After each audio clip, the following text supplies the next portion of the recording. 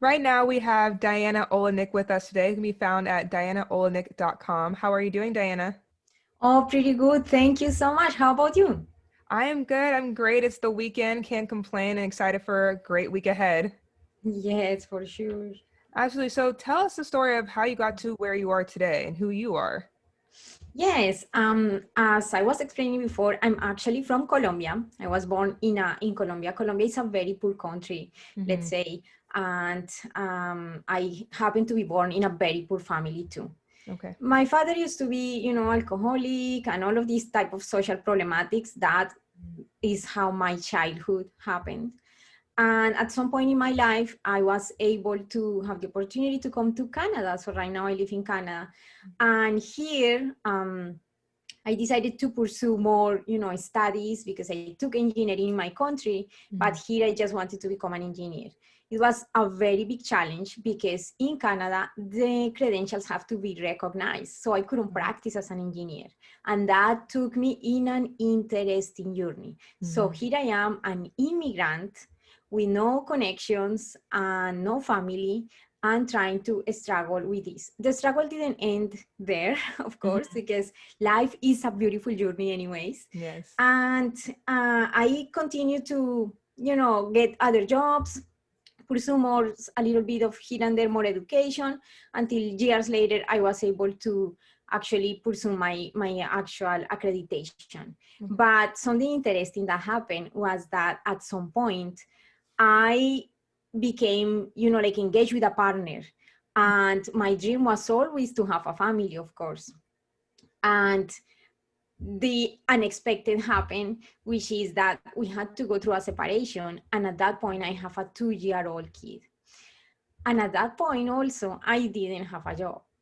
It Mm-hmm. was very, very, you know, very, very difficult for me. Mm-hmm. It shaped my life in a very, um, very, very hard way. Mm-hmm. And it helped me to realize that another Diana had to be born anyways. I Right. had to come up with solutions for myself. Mm-hmm. Anyways, I have a lot of faith inside, and that's how this is linked with how it is to be a conscious business leader. Yes. And is that instinct or intuition inside that the solutions at some point are going to be presented for you. Because Mm-hmm. I come from a Christian Catholic, type of culture. Mm-hmm. This is called faith also. Mm-hmm. So I always kept, like the hope that something has to happen for me. I'm just not gonna just die with this kid here. Mm-hmm. Something is gonna unfold. So at some point, I was able to get a job, and this job was in engineering. But in this job, I had to work 12 or 14 hours sometimes. Wow. And then again, I had to be separated from the kid. So my struggle to not get a job and be with the kid now is you have a job, but you cannot be with the kid. Mm. And I think that this is very common, that happens with many women who are Yes. in a professional field and Mm-hmm. want to have a family, because it's just normal. You want to be a mom, but you still want to fulfill your career, All your, right. And your provide. profession, your Mm-hmm. purpose. Mm-hmm. Exactly. So this situation happened to me. I was faced exactly with this type of a struggle that is very normal with many women. And one day I was coming back from this 14-hour shift. It was on the road in the civil engineering field. And I came back and I remember laying on the bed and crying Mm-hmm. because I had to leave at 5 in the morning when the kid was sleeping, and come back at sometimes at 11, sometimes at 10, and the kid would be sleeping. Mm-hmm. So for me, it's like I cry because it's like I'm I'm a machine here. I'm not Yeah. being a human. I'm not here. And yeah, I'd be crying. And that's when I said, this has to change, and nobody's Mm-hmm. gonna change it for me. They're not just gonna change my shifts, my at work, and everything is gonna just magically work for me. Mm. So that's when I decided. Of course, this is a process. It's not that I just make the decision tomorrow I'm gonna Of quit, course. because Mm-hmm. that is not.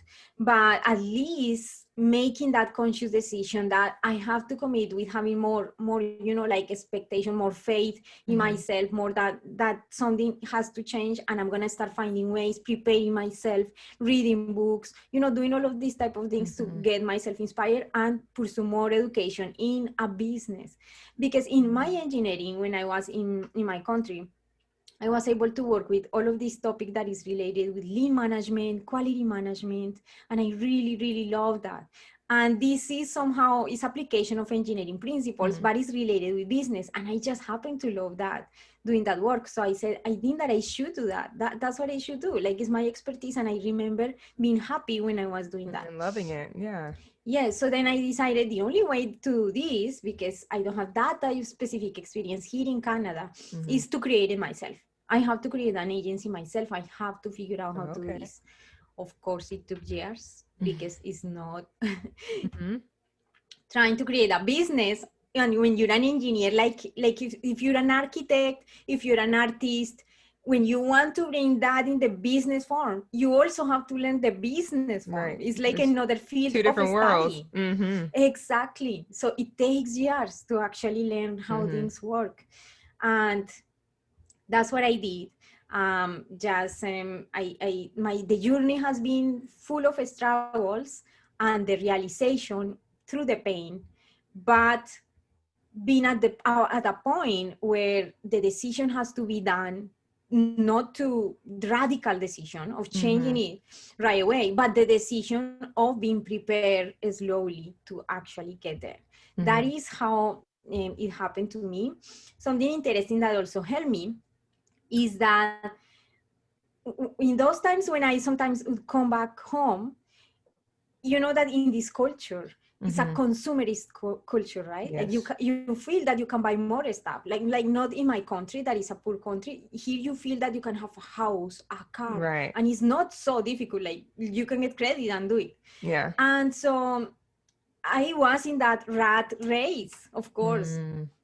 Having staff at home at some point when I got this job, and then I have to go home and invest or spend hours in cleaning, in organizing, and that would make me also crazy with a bad mood. Like, why do I have to come back from work and continue working at home? So I said, no, this also has to have a solution. So then I started to find solutions, and I found this philosophy of minimalism. And I said, this looks like very aligned with what I am actually looking for. Right. I am looking for something that makes me feel fulfilled without the need of the material, possessions. This has to be closer to that peace that we are all looking for. So then I decided to apply that. Later on, I found a partner. He's my husband. He's an amazing, kind, beautiful person, compassionate person. And we decided to apply this philosophy. The result was amazing because we realized that now we didn't have to spend a lot of time, of course, cleaning. I was more, fulfilled. I realized about many things that I didn't question before about life. And because my experience when as I explained in engineering, was related with lean management. So you see leaning systems and all of that is related with minimalism, because those are systems. I found this similarity between this philosophy, the minimalist philosophy, and the methods or systems from engineering that are related with leaning. And I found this an amazing opportunity to actually offer this to the world. In terms of these methods, is like streamlining your home, but for a business. So sometimes when people ask me, who are you? Sometimes it would be like a business strategy, but sometimes I say I'm a business organizer. So it's not the organizer, of the office. Is the actual processes that happen inside find the business. The efficiency, basically. Yes, exactly. Yes. So that's a little bit of how the journey has been. And I think that my main driven purpose is, although, now my story, and the purpose of a business is to make some profit, right? But my main driven purpose is a social cause. And it's because when I was able to practice engineering and I was working all of these number of hours, I was sometimes working up north in the area where I am. Canada is very cold, but I had to go even more up north. And it was even colder. Older. Yes, and it was a remote work. And that's why I was able to get the job, actually, because nobody wanted to go there. And so I said, in order for me to get the job, I have to do it. So there I would see these indigenous communities, and sometimes they had a lot of social problematics, problems like related with alcohol and drugs. Right. And there was a very small home shelter for them, but some of them would be outside in minus 20, minus 15. The temperatures there are sometimes minus 40. And outside, because there is not enough space and because they have their problems, they go outside in the street. And it was very, very heart touching for me to see that. To see how it's a zone where it's a little bit like forgotten by, governments and stuff. So I said, I have to do something. Like my skills, my thinking, it's such a gift that I have to use it. Serve, for something that can make an impact. So I created something that is called alchemia. Alchemia comes from the word alchemy, so it's like transformation. And that's the name of my podcast too. Okay. Alchemy for all, like with the number 4, for all. And it's this initiative where for every percentage of, like for every sale that I can make, a percentage is always gonna go to a charity. Okay. And hopefully in the future, we'd like to start partnering with an architect. That's a plan that we have to actually build some tiny houses there. So this social impact for me is super vital when we are talking about what is a conscious business leader. And I know that the nature of also what you teach, it's more, like with the alignment and the purpose and stuff. But I think that is very important to say this here. I find that is a perfect place to say it, because it brings maybe the realization that any single business, even if it's a solopreneur, even if it's just one person, can make an impact with $5, for example, for every purchase, $3, $1, everything it makes a change. So imagine if every single business can do that, is able to do that. Every single business actually can do that, but if they actually do it. So I think that is an important part of my message that I want to share today. Yeah, absolutely. And there's just so many different basically layers to what you have done. And like you said, that whole journey, like you mentioned. So do you feel like your definition of being a conscious business leader has like evolved and changed as you've basically gone through your journey? Yes, for sure. Because when we start out, we are thinking in ourselves, right? We want to survive ourselves. Starting a business is such a difficult thing. And it's interesting because in the journey, you go through such a transformation. I always encourage people, if you feel inside that there is something else that you have to do, create a business. Yes, do it. Yes. Because it obligates you to transform yourself in many ways. If you're shy, you have to become confident. Otherwise, how you're gonna sell, right? Yes. If you are, so then it pushes you.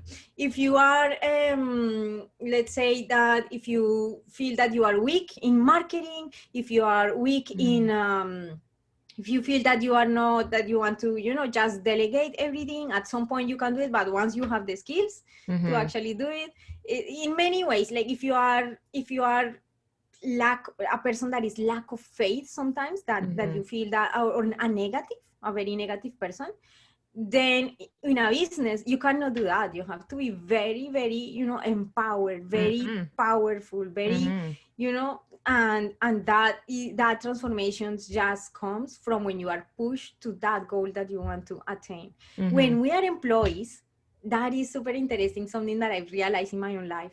When I was an employee, I could see in the office, for example, years ago when I work in an environment where there are also women, sometimes I could see some sort of like feelings that are not very nice, like not a lot of collaboration, everyone, in their own way, and kind Own of thing. competition Rather between than them. collaboration, right? I don't like that. Like, I know that Me the either. businesses inside promote Mm-hmm. people to be, collaborating and stuff. Mm-hmm. But unfortunately, sometimes in other places, I mean, it's not always that can be Right, but possible. exists. Mm-hmm. Yes, exist. And so I was a victim of that. And when I jump into entrepreneurship, I realized of how beautiful it is that people is not necessarily doing that. Right. People is helping each other, like how we can help. Like, if Mm-hmm. you give me this and I give you this, maybe we can grow Right. together. Maybe we Yeah. can bring a beautiful message to the Help world. each When other you're an out. employee, you don't Mhm. think on those things a lot. Right. Right. And I feel like also you've had that experience where, like you said, when you're confident, when you're empowering, when you're willing to help other people, that energy, people also feed off of that. And so then they see it in themselves to pursue something that they feel in their heart they should be doing, or they feel like, okay, maybe I can help this person, they can help me. I feel like when you're an example, that makes other people want to do so as well. Yeah, so that transformation, of course, is a transformation to actually become more conscious and more Mm-hmm. conscious about. At some point, as I said, you start as just thinking in yourself, and then Mm-hmm. at some point, it grows, or you evolve so much inside that it's not about yourself anymore. It's Mm-hmm. about others. Mm-hmm. This is what I think that is the most beautiful part to discover when you're a business owner of yourself, that you didn't realize that Right. how the journey is taking you to where. Yes.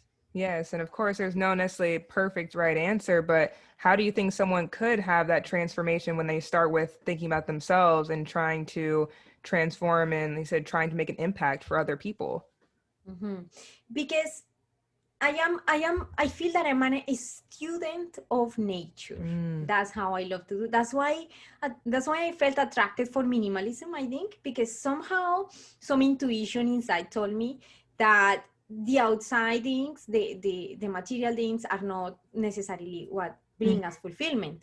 So because I consider myself an student of nature, I really trust that there is a journey, a specific journey for every mm, single person.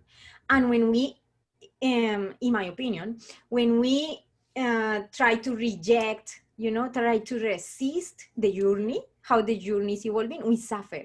yeah. And we get a lot of, depression, stress.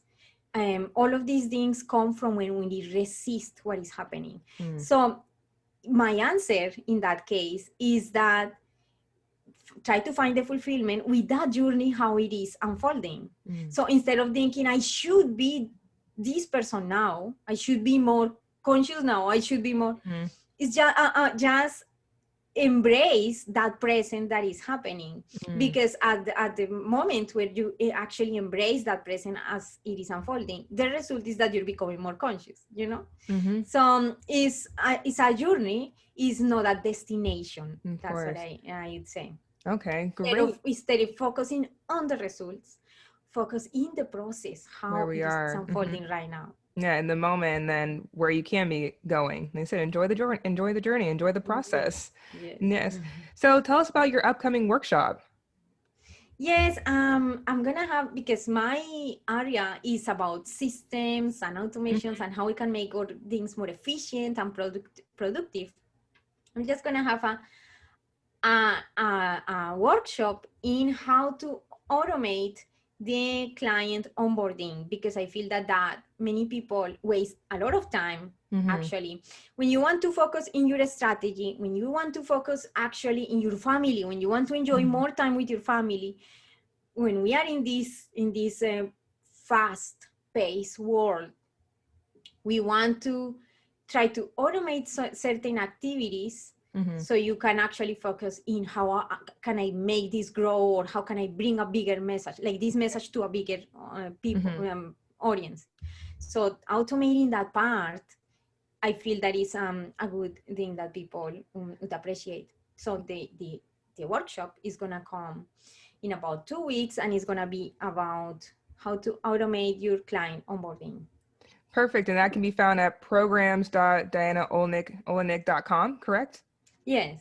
Perfect. Perfect. Well, Diana, thank you so much. You can be found, Diana Olynick can be found at dianaolynick.com. Is there anywhere else to get connected with you? Any other platforms people should check out? I actually would love to connect with everybody in social media.